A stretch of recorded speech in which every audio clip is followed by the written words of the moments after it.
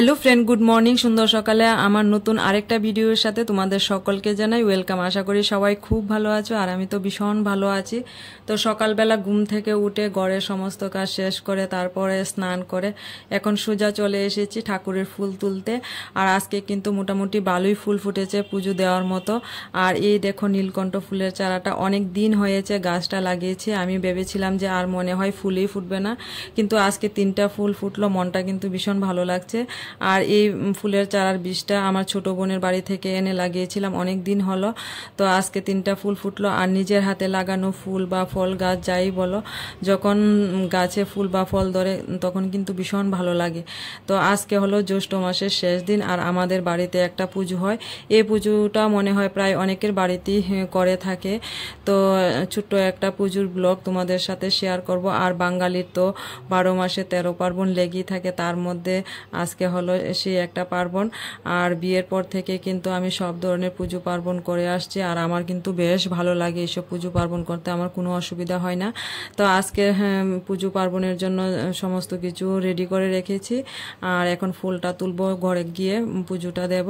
তো আজকের পুজোটা হলো আমাদের চালের সাতু, খই, চিড়া, ফল, 3 রকমের ফল, যে যত রকমের ফল পারে, তো আম, কাঁঠাল এইসবগুলি দিয়ে একটা কলা পাতার মধ্যে ভোগ দিতে হয়। তো এই পুজোটা করতে হয়। তো এখন আমার দেখো ফুল তোলা হয়ে গেছে, এখন ঘরে যাব, গিয়ে পুজোর আয়োজন তো সব কিছু রেডি করে রেখেছি, পুজোটা শুরু করব। আর সকাল সকালই পুজোটা দেওয়ার চেষ্টা করছি। তো দেখো এদিকে সব কিছু আম, কাঁঠাল, কলা এগুলি আগে থেকে ধুয়ে রেখেছি, এখন পুজোটা করব। এদিকে অনেকেরই নিয়ম আছে যে আজকের দিনে এই নিয়মটা যে ফল, চিড়ামুড়ি এইসব খেয়ে থাকতে হয়, বারটা ঘরে রান্নাও করা হয় না আর খাওয়াও হয় না। তো আমার শ্বশুরবাড়িতেও এই নিয়মটা আছে, কিন্তু বিয়ের পর গিয়ে দেখি যে এই নিয়মটা তুলে নিয়েছে, কারণ এখনকার সময় চিড়ামুড়ি, ফল এইসব খেয়ে থাকাটা অনেকটাই কষ্টের ব্যাপার, তাই এই জিনিসটা তুলে নিয়েছে। তো আমাদের রান্না করে খাওয়া হয়, পুজোর পরে নিরামিষ ভাত রান্না করে খাওয়া যায়। তো এখন আমি পুজোটা দিচ্ছি। তো তোমরা আমার পাশে থেকে পুরোটা ব্লগ দেখো, আশা করি তোমাদের ভালো লাগবে। আর আশা করি তোমরাও তোমাদের ঘরে এইরকম পুজো করে থাকো। তো এখন আমি ফল টল মোটামুটি সব কাটা হয়ে গেছে, আর এখন ভোগগুলি আমি রেডি করব, তার পাশাপাশি আমার ঠাকুর পুজোটা, আসন পুজোটাও দিয়ে নেব।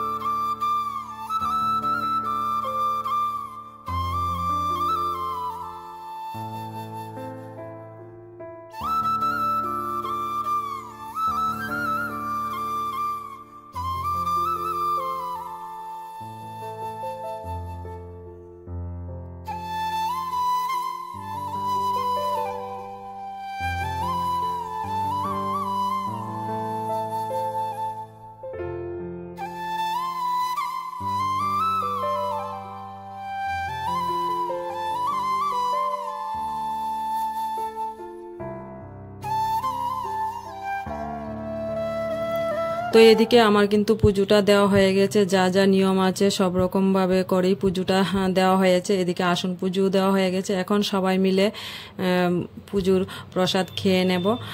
এদিকে সবাই মিলে বসে গেছি আর আমিও খেয়ে নেব, খাওয়া দাওয়া করব, তারপর একবারে গিয়ে এখন রান্না করব, দুপুরে খাওয়া হবে, নিরামিষ ভাত রান্না করব। তো এদিকে এখন আগে পুজোর প্রসাদটা খেয়ে নিই, তারপর রান্নাটা বসাবো গিয়ে।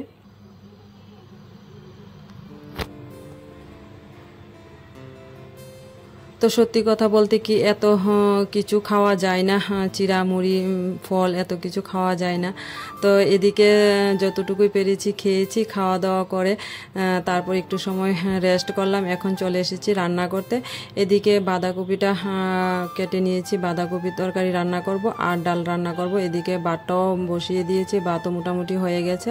তো দুইটা তরকারি রান্না করব, যেহেতু দুপুরবেলা খাবো আর বেশি কিছু রান্না করব না। তো ভেবেছিলাম যে সব কিছু সবজি দিয়ে একটা ঘ্যাট রান্না করব, তো অনেকটা আবার দেরি হয়ে যাবে এইসব রান্না করতে গেলে। তো শর্টকাটে এদিকে বাঁধাকপি তরকারি আর ডালটাই রান্না করছি। আর এদিকে পুজোর প্রসাদ খেয়ে পেট পুরো ভর্তি হয়ে আছে। তো এখন দুপুরবেলা সবাই মিলে অল্প অল্প করে ভাত খাবো।